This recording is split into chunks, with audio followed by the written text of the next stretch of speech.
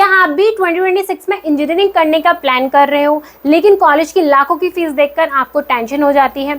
मन में बार बार यही सवाल आता है कि इतने पैसे हम कैसे मैनेज कर पाएंगे, हर साल इतनी बड़ी अमाउंट हम कैसे मैनेज कर पाएंगे और पढ़ाई हमारी स्मूथली कंप्लीट हो पाएगी या फिर नहीं। अगर आपके दिमाग में भी यही कन्फ्यूजन चल रही है तो बिलीव मी, आप बिल्कुल सही वीडियो देख रहे हो, क्योंकि आज मैं आपको ऐसे 4 स्मार्ट तरीके के बारे में बताने वाली हूँ जो आप अपनी कॉलेज फीस को खुद से मैनेज कर सकते हो, वो भी बिना घर वालों पर फाइनेंशियल बर्डन डाले।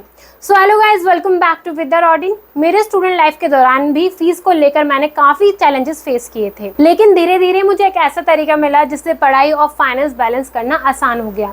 अब मेरा मिशन है कि अपने एक्सपीरियंस से मैं आप सभी स्टूडेंट की हेल्प कर सकूं, ताकि आप अपने करियर जर्नी को थोड़ा ईजी और स्ट्रेस फ्री स्टार्ट कर सको। तो अगर आपके मन में इस वीडियो को लेकर कोई भी डाउट है, कोई कंफ्यूजन है, तो आप हमसे व्हाट्सएप, इंस्टाग्राम पर कनेक्ट कर सकते हो, या फिर आप हमारा काउंसलिंग फॉर्म फिल करके हमसे फ्री काउंसलिंग सपोर्ट भी ले सकते हो।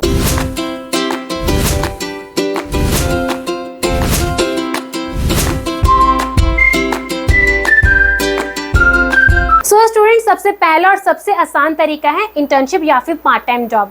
आजकल स्टूडेंट के पास एक गोल्डन अपॉर्चुनिटी होती है कि वो पढ़ाई के साथ साथ कुछ अर्न कर सके। इंटर्नशिप का सबसे बड़ा एडवांटेज ये है कि आप अपनी समर वेकेशन या फिर विंटर वेकेशन में इसको स्टार्ट कर सकते हो। इसका मतलब ये है कि आपकी पढ़ाई भी डिस्टर्ब नहीं होगी और इसके साथ साथ आपको एक डिसेंट इनकम भी मिलती रहेगी। इंटर्नशिप या फिर पार्ट टाइम जॉब की वेबसाइट की बात करें, इंटर्नशाला हो गई, naukri.com हो गई या फिर लिंक्डइन, रेगुलर स्टूडेंट के लिए पेड इंटर्नशिप अपडेट करती है।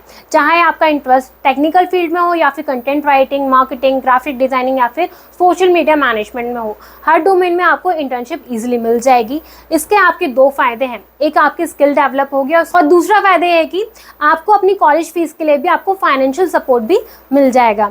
और अगर आपको और फ्लेक्सिबल काम चाहिए तो फ्रीलांसिंग ऑप्शन आपके लिए एक बेस्ट ऑप्शन है। प्लेटफॉर्म जैसे कि फीवर, अपवर्क, फ्रीलांसर पर आप अपनी सर्विस को भी ऑफर कर सकते हो। अगर आपके पास programming, graphic designing, video editing, content writing या फिर डिजिटल मार्केटिंग स्किल है तो आप घर बैठे ही क्लाइंट के प्रोजेक्ट को लेकर अर्निंग स्टार्ट कर सकते हो। ये काम आप अपनी फ्री टाइम में भी कर सकते हो और धीरे धीरे क्लाइंट बढ़ते ही आपकी इनकम भी अच्छी खासी हो जाएगी। तो सेकंड ऑप्शन है स्कॉलरशिप। ये सबसे अंडररेटेड ऑप्शन है लेकिन सबसे पावरफुल तरीका है अपनी कॉलेज फीस को कम कराने का। हर साल गवर्नमेंट ऑर्गेनाइजेशन या फिर प्राइवेट ऑर्गेनाइजेशन स्टूडेंट के लिए कई तरह की स्कॉलरशिप लॉन्च करती हैं। कुछ स्कॉलरशिप स्पेशली गर्ल्स के लिए होती है, कुछ इकोनॉमिकली वीकर सेक्शन के लिए होती है, या फिर कुछ स्कॉलरशिप पूरे मेरिट बेसिस पर होती हैं, यानी कि आपके 12th के मार्क्स के बेसिस पे या फिर एंट्रेंस एग्जाम की परफॉर्मेंस के बेसिस पर आपको स्कॉलरशिप मिल सकती है। इस स्कॉलरशिप के बारे में अपडेट रहने के लिए आप नेशनल स्कॉलरशिप पोर्टल या फिर बडी फॉर स्टडी जैसे वेबसाइट रेगुलर आपको चेक करनी पड़ेगी। इंपॉर्टेंट टिप की बात करूं, आप अपने डॉक्यूमेंट को हमेशा रेडी रखो, जैसे मार्कशीट हो गई, इनकम सर्टिफिकेट हो गया, कास्ट सर्टिफिकेट हो गया या फिर आईडी प्रूफ, क्योंकि कोई भी नई स्कॉलरशिप आते ही आप जल्दी से अप्लाई करो और आपके चांसेस ज्यादा हाई हो जाए सिलेक्शन के लिए। सो थर्ड ऑप्शन है ऑनलाइन ट्यूशन और एजुकेशनल वर्क।